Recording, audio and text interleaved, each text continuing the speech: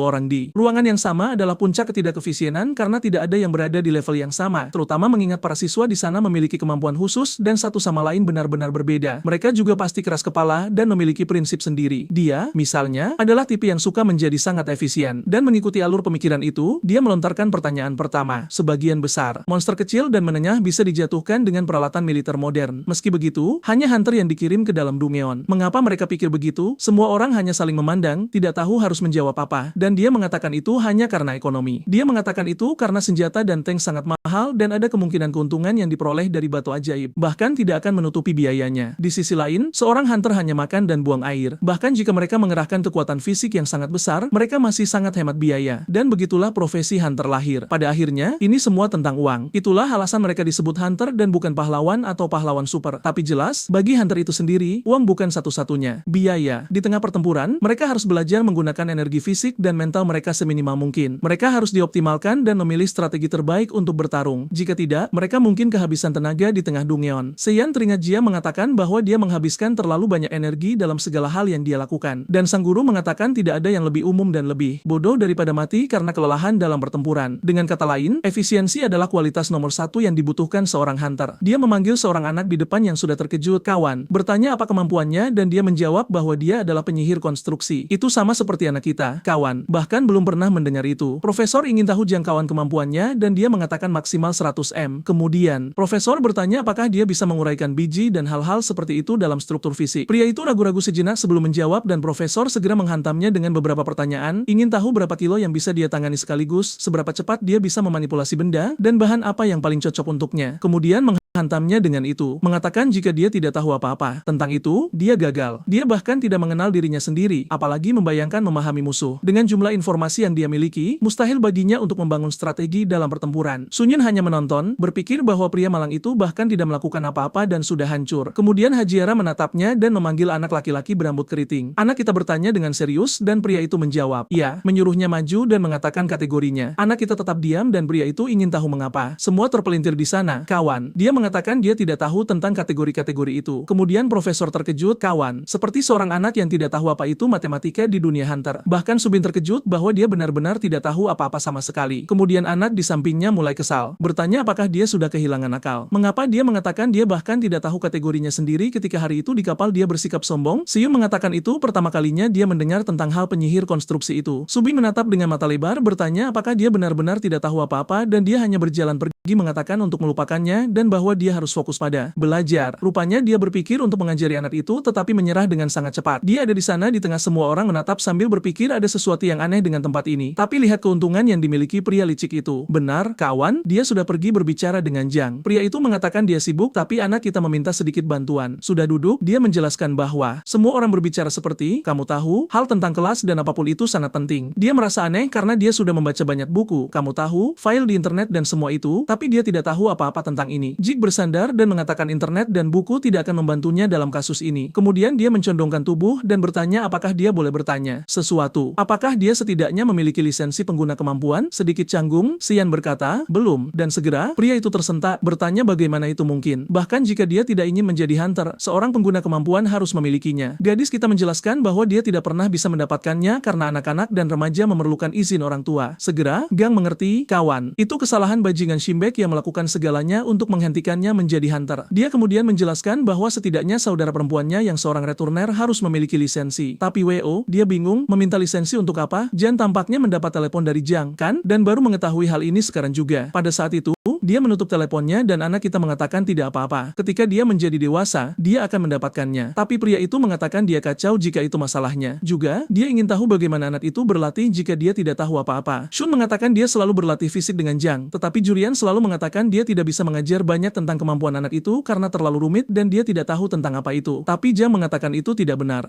Tentu saja, dia tidak melakukannya bukan karena dia tidak tahu, melainkan karena dia tidak bisa. Pemuda kita yang bingung bertanya mengapa. Pria itu menjelaskan bahwa saat mendaftar, kamu harus menandatangani lisensi khusus yang pada dasarnya menciptakan sebuah fakta. Fakta itulah yang memastikan setiap hunter berlisensi akan menginformasikan kemampuannya kepada yang lain. Koneksi itu menghubungkan semua energi para hunter. Jadi, itu adalah sesuatu yang mustahil untuk diputuskan. Itulah alasan mengapa informasi yang beredar di media atau internet hanyalah puncak gunung es. Selain itu, sebagian besar informasinya sebenarnya palsu hanya untuk membingungkan semua orang. San yang bingung bertanya mengapa ada begitu banyak pembatasan pada kontrol ini. Dan tentu saja, Jia mengatakan itu karena kemampuan secara alami sangat berbahaya. berbahaya. Bahkan pengguna kemampuan yang paling tidak berarti pun bisa membunuh. Banyak orang tergantung pada bagaimana mereka menggunakannya. Masalahnya adalah kemampuan itu tidak terlihat. Kamu tidak bisa begitu saja mengambilnya dari tangan seseorang seperti pistol. Hal itu membuat kematian yang disebabkan oleh mereka lebih sulit dilacak atau dipahami. Jika semua orang mempelajari kekuatan ini dengan mudah, keselamatan publik akan kembali ke masa 100 tahun yang lalu, di mana kematian ada di mana-mana. Pemuda kita hanya menggaruk kepalanya. Dia belum pernah mendengar apapun tentang semua ini. Dan ya ampun, pemuda ini mirip sekali denganku. Menyadari anak ini luar biasa dan telah melalui neraka karena ayah terkutuk itu yang tidak mengajarkannya apapun dan memastikan dia tidak punya kesempatan. Meski begitu, anak itu membuatnya terkesan. Dia memiliki insting yang terlatih dengan baik dan sangat aneh dia bisa sampai sejauh ini di bawah kondisi yang begitu tidak menguntungkan. Sekarang dia senang karena dia yakin anak itu memang memiliki bakat. Dia kemudian memberitahu anak itu bahwa setidaknya ada kabar baik. Bahkan tanpa lisensi, siswa akademi ini akan mendapatkan kualifikasi yang diperlukan. Dia menyerahkannya sebuah kubus biru dan mengatakan itu disebut Blue Cube. Namanya sangat pas, dan ini memberinya akses ke jaringan informasi eksklusif untuk para hunter. Itu untuknya sekarang. Dia akan mengiriminya pesan nanti dan dia harus mempelajari situs-situs yang dia atur sebanyak mungkin. Sam berdiri dan pria itu hanya memintanya untuk tidak membiarkan siapapun tahu bahwa dia tidak tahu apa-apa. Karena ini adalah sekolah paling bergengsi di dunia hunter, ada semacam elitisme terkait kemampuan dan dia tidak ingin Sam mengacaukan peluangnya untuk bergabung dengan OSIS sejak awal. Tapi ya, dia sudah tahu. Dia mengacau, tapi dia bilang dia akan berhati-hati. Sementara itu, Soan juga menerima kubus, tetapi yaitu berwarna merah. Wanita itu menyuruhnya untuk menekannya. Benda itu terbuka dan dengan itu dia dikonfirmasi sebagai siswa. Sebuah jendela kecil muncul di sana dan wanita itu mengatakan itu mirip seperti chat GPT. Tanyakan saja apapun tentang Hunter dan dia akan menjawabnya. Dia terkejut dan benda itu akan memberitahunya segalanya. Dan kubus itu mengiyakan. Tanyakan saja dan dia akan bicara. Dia bersiap lalu bertanya apakah dia tahu tentang insiden yang terjadi di Mapo 7 tahun yang lalu. Dia ingin tahu persis apa yang terjadi hari itu. Sistem menjawab bahwa kata-katanya ambigu dan tidak mengerti. Insiden apa yang dia maksud? Dia hendak mengatakan itu adalah insiden di mana banyak orang meninggal dan ayahnya ada di sana. Tapi wanita itu sudah memotong dan mengatakan pertanyaan semacam itu bukan ide bagus. Bagaimana kalau menanyakan sesuatu seperti pertanyaan yang diajukan teman-temannya? Tak lama kemudian, guru menyuruhnya untuk melihat obrolan sekolah. Rupanya, ada pesan anonim yang mengajak orang makan, yang lain memposting foto kucing. Soan bilang itu terlihat cukup normal, dan wanita itu berkata, ya, parah. Siswa sebenarnya normal, tidak gila seperti orang tertentu. Sampai sebuah pesan muncul menanyakan siapa yang ada di kelas teori Hunter hari ini. Ada seorang pria di sana yang sepertinya tidak tahu apa-apa sama sekali. Orang itu bertanya siapa namanya, dan seseorang menjawab bahwa itu pria bernama Jae Sunyen. Sepertinya bocah itu bahkan tidak tahu kategorinya sendiri. Jadi, bagaimana dia diterima di tempat ini? Dia sudah melihat banyak orang menjelek-jelekan bocah itu, dan beberapa bahkan mengatakan sekolah itu korup. Tapi di sudut kanan kecil, ada seseorang yang bilang dia imut. Di mana kamu? Gadis nakal, tunjukkan dirimu pada kami. Sementara itu, bocah kita sedang berjalan di sekitar sekolah sambil belajar. Benar, kan? Setidaknya anak itu mencoba. Sebuah pesan bertanya apakah mereka harus menyelidiki. Dan sekarang seseorang berdiri di depannya. Orang yang menjawab di obrolan bahwa ada cara untuk mengetahuinya sekarang menyapa. Ada dua reporter bertanya apakah dia Gae Sung-yoon dari Departemen Hunter. Saat dia mengonfirmasi, pria itu sudah bersemangat dan menyuruh Emily mengambil kamera. Sial, mereka benar-benar tidak akan mempermudah hidup pria malang yang sudah kacau, tidak tahu apa-apa, memiliki kekuatan rantai yang melelahkan, dan masih terus dihujani kritik. Pria itu memperkenalkan dirinya sebagai anggota klub jurnalistik sekolah. Mereka mengejar semua berita menarik. Entah dari mana, dia menyelipkan cincin ke jari bocah kita. Pria yang sangat mencurigakan. Benda itu menyala dan bocah kita bertanya, apa ini? Reporter itu tertawa dan mengatakan bahwa seperti yang dikatakan semua orang, dia benar-benar tidak tahu apa-apa. Benda itu adalah alat pengukur peringkat dan itu sudah mengonfirmasi dia peringkat F. Entah dari mana, pria itu mengangkat lengannya dan berkata peringkat F diterima sebagai Hunter. Jika dia menerbitkan ini di koran, itu akan menjadi berita utama. Jelas, sementara pria itu melaporkan berita tersebut, Sunyun sama sekali tidak senang dan bertanya siapa yang mengizinkannya melakukan hal seperti itu. Tapi pria itu hanya mengulurkan mikrofon dan ingin tahu trik kecil apa yang dia gunakan untuk diterima. Rumor di komunitas mengatakan dia membayar sejumlah besar uang ke sekolah. Yang lain mengatakan dia putra dari Hunter yang sangat terkenal. Bocah kita kehilangan kesabarannya, mendekati reporter itu dan menyuruhnya menurunkan kamera. Dia takut dan patuh, tapi temannya bilang tidak. Dia tidak bisa menyebut dirinya jurnalis jika bersikap seperti itu. San hanya bilang keadaan akan menjadi fisik jika dia tidak mengembalikan cincin itu. Pria aneh itu tersenyum seperti orang gila dan bilang jika dia ingin wawancara ini berakhir, dia harus menjatuhkannya, yang mustahil bagi siswa peringkat F. Tapi di sana dia sudah di tanah, memohon untuk dilepaskan, mengatakan dia akan mengembalikan cincinnya. Tidak perlu khawatir. Sunyun, bagaimanapun, sudah bertanya-tanya bagaimana dia bisa masuk apa yang disebut OSIS ini dengan orang-orang seperti ini di sekitarnya. Adegan berikutnya, seseorang mengatakan bahwa perubahan terjadi dengan cepat. Hajara mengatakan tes pertarungan makhluk akan dilakukan dalam tim yang terdiri dari 3 orang atau lebih. Pria berbaju tank top memberitahu Shun bahwa timnya sudah penuh. Yang lain menjawab bahwa sayangnya dia juga tidak punya ruang untuk bocah itu. Dan seorang gadis berkata mereka hanya menerima orang peringkat C atau lebih tinggi. Apa-apaan ini? Pria malang itu sudah melihat bahwa semua orang akan menolaknya. Jadi, dia mendekati profesor dan berkata tidak banyak yang bisa dia lakukan. Tidak ada yang menerimanya ke dalam tim pria malang itu. Dan Hajiara hanya menjawab jika memang begitu, dia harus melakukan tes sendirian. Dia terkejut dan kaget, tapi dia sudah berhadapan langsung dengan monster tes. Sebelum dia bisa mengatakan ini tidak adil, dia sudah terkena serangan di wajah dan jatuh ke tanah. Dia tahu dia akan diperlakukan seperti itu, tapi dia tidak menyangka segalanya akan berubah begitu cepat. Dan dengan itu, dia mendapat skor 0. Di kelas lain, seorang guru memanggil siswa Jae Sunyun dan menyuruhnya membuat strategi Dumyeon berdasarkan apa yang tertulis di papan tulis. Pria malang itu,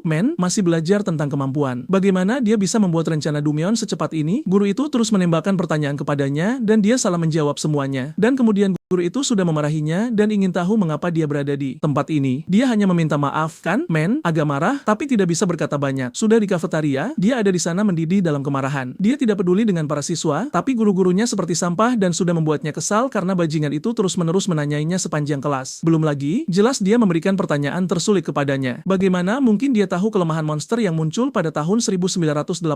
Kemudian Sofyan muncul dan memberi bocah kita sedikit sapaan, tapi dia terkejut. Mod datang dan mendorongnya, melambai kecil dan membuat wajah padanya, yang sudah memberitahunya bahwa dengan reputasi buruk yang dia miliki, lebih baik tidak terlalu dekat dengan saudara perempuannya sendiri. Jika tidak, gadis malang itu akan menderita karena hubungan tersebut, dan segalanya akan menjadi lebih sulit baginya juga, terutama karena dia tidak peduli dengan perlakuan semacam itu. Dari hari pertama hingga terakhir di sekolah, dia selalu sendirian, dan tidak ada yang berubah. Satu-satunya masalah baginya adalah masalah OSIS itu. Dengan kecepatan ini, akan sulit untuk mendapatkan tawaran. Dia butuh seseorang yang kuat di sisinya, dan lihat siapa yang muncul. Subin bertanya apakah dia akan makan sendirian setiap saat. Gadis kita bertanya apa yang dia lakukan di sana, dan Subin hanya mengabaikannya. Berkata, tentu saja, tidak ada yang ingin berteman dengan orang yang tidak tahu apa-apa. Sial, Subin sendirian sepanjang hidupmu. Karena saat seseorang duduk di depanmu, kamu berdiri sampai Subin mengatakan dia punya sesuatu yang penting untuk dibicarakan. Itu tentang kakak perempuannya. Dia bertanya apa dan pria itu mengatakan itu karena dia berada dalam situasi yang tidak terlihat bagus. Dia sedikit bingung dan menyuruhnya menjelaskan detailnya. Dia berhenti untuk memikirkannya, tapi saudara perempuannya memang sedikit lebih tua darinya. Dan kemudian dia ingat bahwa kemarin Soan juga ikut serta dalam tes makhluk itu. Si Piram berbalik dan bertanya apa yang dia lakukan hanya berdiri di sana. Dia sedikit bingung, tidak mengatakan apapun, dan wanita itu bertanya apakah dia tidak tahu cara menggunakan senjata atau mengapa dia tidak menggunakan kemampuan apapun. Modan menyuruhnya tenang dan mengatakan dia sudah melakukan yang terbaik untuk memastikan semuanya berjalan dengan baik. Si Piran ingin berdebat tetapi berbalik dan berkata baiklah kalau begitu lupakan saja. Ke samping, Soan meminta maaf dan Subin mendengar semuanya. Dia mengatakan sepertinya segalanya berhasil karena Modan menanganinya. Tetapi rupanya Sunyun sudah dibicarakan di kelasnya. Gadis malang itu berpikir seperti yang diharapkan sejak hari itu dia mengalami kesulitan menggunakan sihir. Jigom sudah memperingatkan bahwa jika dia menggunakan kekuatannya dan terlibat dalam kekacauan itu, dia akan berakhir di radar guru. Dia ingat pria yang dia bunuh, fakta bahwa sesuatu terjadi 7 tahun lalu dengan ayahnya, dan seluruh masalah kubus itu yang tidak dibiarkan dia jelaskan. Semua itu membuatnya lelah dan bingung mengapa sekolah sangat melelahkan. Tiba-tiba, dia tertidur dan bangun beberapa saat kemudian untuk melihat kelas sudah berakhir. Dia bertanya pada dirinya sendiri orang bodoh macam apa yang tidur di kelas penting, tapi kemudian memperhatikan ada orang lain di sebelahnya. Dia melihat Subin di sana, menyerahkan catatan yang perlu dia salin. Dia berpikir untuk menghentikannya, tetapi ingat bahwa dia melawan saudaranya. Dia menatapnya tajam. Dia terkejut dan lari. Dia berada di tangga sendirian memberitahu dirinya sendiri bahwa dia bodoh ketika seseorang muncul di belakangnya dan bertanya mengapa dia menangis. Siapa orang ini? Ah, benar. Ini orang dari permainan papan. Mungkin dia orang baik. Saya harap. Dia memberitahunya. Untuk tidak sedih karena sesuatu yang konyol dan mengatakan dia bisa menunjukkan catatan itu padanya. Dia berterima kasih dan dia menjadi sedikit canggung. Pria itu mengatakan ikuti saja dia, tetapi ketika mereka sampai di ruangan lain, Juna memanggil Unbe dan menyuruhnya menunjukkan catatan itu kepada gadis itu. Soan menyadari bahwa bajingan itu berpura-pura baik, tetapi dia tidak mencatat apapun. Gadis itu, sedikit malu, mengatakan bahwa dia memperingatkan terakhir kali itu akan menjadi yang terakhir kalinya, tetapi dia melakukannya lagi. Dia bagaimanapun mengatakan bahwa sebenarnya ini adalah mahasiswa baru yang tidak bisa mencatat dan memintanya untuk membantu. Dum di sana terlihat agak canggung dan Juna mengatakan dia mampu untuk gagal tahun ini sampai Soan angkat bicara dan mengatakan jika dia tidak ingin menunjukkannya, maka dia tidak harus meminta seseorang melakukan sesuatu yang bertentangan dengan keinginan mereka itu salah. Tiba-tiba, ekspresi Juna berubah dan dia mengatakan bahwa dengan cara dia berbicara, dia membuatnya terdengar seperti dia melakukan sesuatu yang buruk. Tanpa mengenalnya dengan baik, dia menjauh dari apa yang dia lakukan hanya untuk membantunya. Jadi mengapa dia bersikap seperti itu? Tapi Sofyan menjawab bahwa dia benar-benar berpikir itu adalah sesuatu yang salah. Orang-orang di belakang mulai tertawa dan dia pergi sambil mengatakan dia pergi. Tapi apa-apaan, Juna meraih lengannya dan mengatakan dia tidak akan pergi begitu saja. Rupanya, dia sangat berbakat membuat orang terlihat bodoh. Dia menyuruhnya melepaskan, tetapi dia mengatakan dia harus menjernihkan kesalahpahaman itu sebelum dia pergi sampai Bam. Soan menampar hidungnya. Apa-apaan, men? Seluruh ruangan terkejut dan Junel tercengang karena dia berdarah. Mencoba memahami bagaimana dia berhasil melukai tubuhnya. Apakah itu semacam kemampuan? Dia mengatakan tidak, dan dia mengatakan tidak mungkin dia memiliki tubuh seorang seniman bela diri. Seseorang dengan postur fisiknya seharusnya tidak bisa melakukan kerusakan apapun. Kemudian dia mengatakan sekarang masuk akal karena dia adalah seorang regresor. Jelas dia mengatakannya dengan sengaja agar seluruh kelas akan mengetahuinya. Beberapa mulai mengatakan bahwa jika seorang gadis dengan tubuh seperti itu adalah seniman bela diri, dia pasti menggunakan kemampuan. Junel bertanya mengapa semua regresor seperti ini. Apakah menggunakan kemampuan pada seseorang tidak berarti apa-apa baginya? Dia menyerangnya mengatakan dia seharusnya tahu sejak di perahu. Tapi tiba-tiba sesuatu menghantam wajahnya. Men, itu Subin mengatakan dia pasti punya mulut besar untuk seseorang yang bertindak tidak adil. Junel bertanya siapa menurutnya dia, dan dia hanya menanggapi dengan namanya, mengatakan dia mahasiswa baru tahun ini. Selain itu, dia telah mengamati semuanya sejak awal dan tidak melihat So yang menggunakan kemampuannya sekalipun. Junel mengatakan itu mustahil. Dia pasti menggunakan kemampuannya. Jika tidak mungkin dia bisa menyakitinya. Dan sekarang dia baru menyadari Subin menggunakan kemampuan juga. Tapi dia hanya mengabaikan apa yang dikatakan orang bodoh itu dan mengatakan Junel seharusnya sudah tahu bahwa regresor memiliki kemampuan fisik yang jauh lebih unggul. Dan lagi, tidak ada seorang pun di ruangan ini yang melihat jenis kekuatan apapun digunakan. Jadi jelas dia tidak menggunakan apapun. Pada akhirnya, bahkan jika dia telah menggunakannya, dialah yang meraih lengannya terlebih dahulu. Belum lagi, dia dengan jelas mengungkap rahasianya, dengan sengaja dan menerjangnya. Dibandingkan dengan menggunakan kemampuan, tindakannya jauh lebih buruk. Juna mengejarnya, mengatakan dia akan memukuli bocah kurus itu. Tapi men, entah dari mana, hanya ada kilatan cahaya di belakangnya. Dan dia menjawab bahwa dia tidak pernah lari dari pertarungan. Anehnya, beberapa gadis di dekatnya mengangkat papan dengan namanya entah dari mana, dan Juna menyadari dia akan dikalahkan dan dipermalukan. Kembali di kafetaria, dia memberitahu bocah kita bahwa dia mengerti dia mencoba menghindari saudara perempuannya untuk melindunginya dan tidak mengacaukan segalanya untuknya. Tapi sekarang setelah semua orang tahu dia seorang regresor, hidupnya tidak akan mudah dengan cara apapun. Bocah kita meletakkan tangannya ke wajahnya dan mengatakan dia tidak mengerti mengapa, tapi segalanya tidak pernah mudah. Mister melihat saudara perempuannya dan bertanya apa yang akan dia lakukan. Bukan berarti dia punya banyak kekuatan untuk membantunya juga. Kemudian entah dari mana, Wujun tepat di sampingnya mengatakan bahwa mungkin ada jalan. Dia berbalik bertanya kapan pria gila itu bahkan muncul dan Wujun mengatakan ramen instan ini dulu rasanya lebih enak. Dulu, mereka lebih lembut, rasanya lebih enak, dan punya lebih banyak daging. Nenek dari kafetaria jauh lebih terampil. Sayang sekali kecelakaan itu terjadi. Keduanya masih menatapnya, tidak benar-benar mengerti, dan pria berambut pirang itu menampar meja, mengatakan dia merindukan nenek kafetaria yang lama. Subin ingin tahu apa yang dia lakukan di sana, sementara Sium mengatakan bukan itu yang penting. Dia ingin tahu apa maksud Wujun ketika dia mengatakan ada cara untuk memperbaiki ini. Mereka berbalik dan mengatakan apa yang mereka butuhkan adalah meningkatkan reputasinya. Jika mulai dibicarakan dengan lebih positif, pasti orang akan lebih sedikit mengganggu mereka. Soal menjawab, maka lebih mudah diucapkan daripada dilakukan. Dan Wujun mengatakan dia harus bersiap untuk kelas observasi dalam 2 minggu. Bocah kita bertanya apa itu, dan dia menjelaskan bahwa itu adalah pertandingan yang akan terjadi antara kelas 90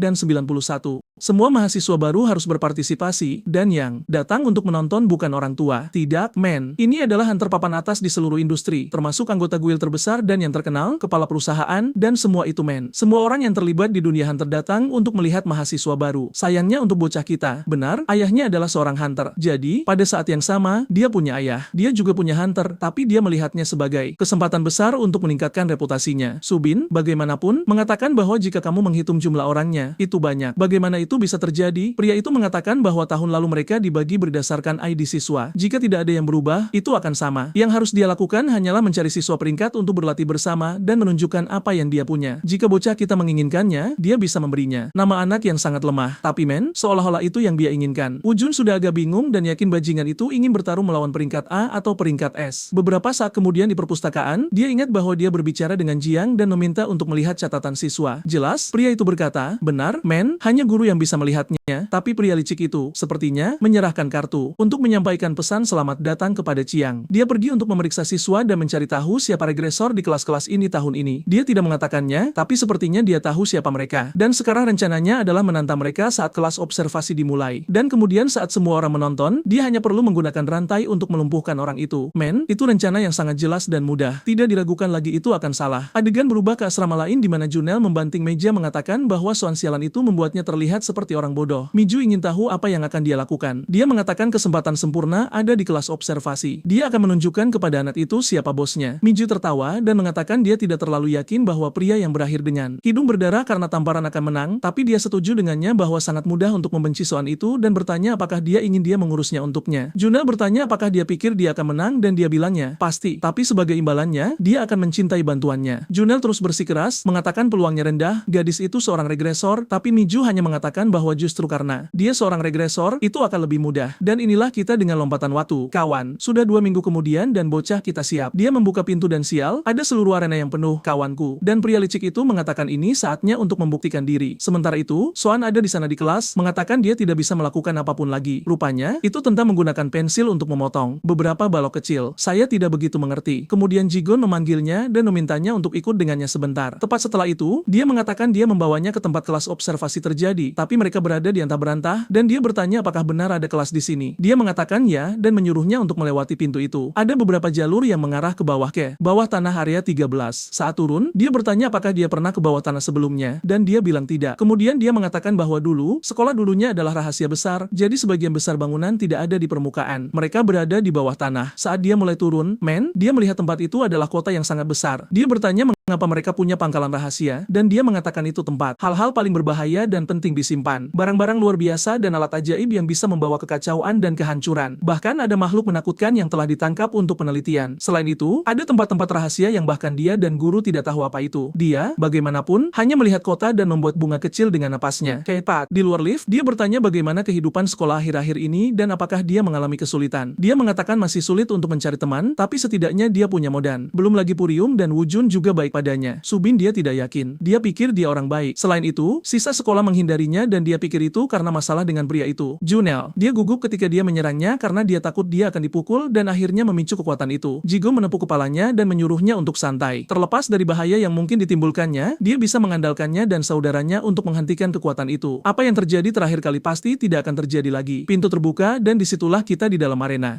Hajora datang untuk menyapa mereka, mengatakan dia terlambat 1 menit 42 detik, tapi Jiang hanya mengabaikannya dan mengatakan sekarang dia akan menjelaskan tentang kelas ini. Seperti yang diumumkan sebelumnya, ini akan menjadi kelas observasi. Senior dan junior akan membentuk tim dan bertarung dalam pertandingan 10 menit. Dan alasan ini terjadi di bawah tanah adalah karena arena ini dibangun oleh Mado Engineering. Klik tombol kecil, mengangkat penghalang. Jiang menjelaskan bahwa mereka akan diberi peralatan dan beberapa cloning pelatihan akan dibuat. Setiap kerusakan yang mereka terima akan ditransfer ke cloning pelatihan. Dia mendaratkan pukulan di perut Hajara, tapi cloning itulah yang menerima pukulan di perut. Itu berarti dalam pertandingan ini mereka bisa melakukan apapun yang mereka inginkan dan menggunakan semua kekuatan yang mereka miliki tanpa khawatir. Saat itu, Hitsuru mengerti apa yang dia maksud tentang dia tidak perlu terlalu khawatir juga. Profesor menyuruh mereka untuk santai. Ini seharusnya diartikan sebagai senior yang memberikan pelajaran kepada junior. Jelas, Subin dan protagonis kita tahu itu sama sekali tidak masuk akal. Saya melirik ke samping dan semua hunter di sana menatap mereka seperti mereka ingin memakan mereka. Hidup-hidup. Orang-orang itu semua dari perusahaan Men dan sepertinya ada gadis Shinsong dari Estrella Eroa dan seseorang dari UJ. Mereka adalah guild yang sangat penting bersama dengan orang-orang perusahaan lainnya dan sebagainya. Ada banyak sekali dari mereka, seperti 4 nama besar. Jika saya menyebutkan semuanya sekarang dan kamu akan lupa, jadi ketika mereka melakukan sesuatu yang penting, saya akan memberitahumu. Sepertinya pria berkacamata kutu buku itu berpikir agak sia-sia membuang waktu untuk anak-anak ini. Tapi pria itu, yang lebih tua di sebelah kiri, namanya Kang Ho, mengatakan ini pasti pertama kalinya di salah satu kelas observasi ini. Dia mungkin berpikir ini akan menjadi pertandingan persahabatan, tapi semua siswa pasti sudah menyadari. Semua orang melihat ini sebagai kesempatan untuk memamerkan kemampuan mereka kepada banyak sekali guild. Dengan kata lain, apa yang mereka lakukan di sini adalah mencari bakat. Jadi, ada baiknya untuk memperhatikan dengan cermat dan tidak melewatkan apapun. Jika tidak, bajingan dari UJ itu akan mengambil permata-permata itu. Berjalan-jalan, Wujun santai sejauh ini, bertanya-tanya siapa lawannya. Dia melihat ke arah bocah kita, mengatakan dia yang paling lezat. Tapi sebenarnya, dia menoleh ke arah gadis di belakangnya yang sedang membawa pedang. Sulu menghampirinya dan menantang gadis itu untuk berduel. Semua orang terkejut, sementara gadis itu tampak bingung. Namun, karena reputasi buruk sang pemuda, orang-orang di sekitar mulai mengejeknya, bertanya apakah dia memang hobi mencari masalah untuk dipukuli. Gadis itu hanya berbalik tanpa mengucapkan sepatah kata pun lalu berjalan pergi. Men, Stuben dan yang lainnya bertanya-tanya apakah dia sudah kehilangan akal sehatnya. Dia seharusnya tahu bahwa gadis itu adalah seorang regresor. Namun bagi pemuda kita, itulah keuntungan terbesarnya. Selama rantainya berfungsi sebagai senjata penyegel, dia punya kesempatan untuk menang. Win datang menghampirinya dan memuji keberaniannya, mengatakan bahwa dia pasti punya kartu A sehingga bisa sepercaya diri itu. Namun setuju bahwa itu adalah pilihan yang bagus karena gadis itu adalah yang terlemah dari semua regresor. Shun bertanya, kenapa? Dan dia menjawab bahwa entah mengapa, gadis itu tidak menggunakan kemampuan apapun. Sepertinya dia hanya bertarung dengan senjata magis dan menyegel kekuatannya sendiri di akhir tahun lalu. Pada akhirnya, dia akan melawan seorang regresor yang tidak menggunakan kemampuan regresor sama sekali. Ini adalah kesempatan sempurna untuk menekan tombol like pada video ini yang membantu Mamoru membuat konten yang lebih menarik bagi para penontonnya. Aktifkan lonceng kecil yang nakal itu dan aku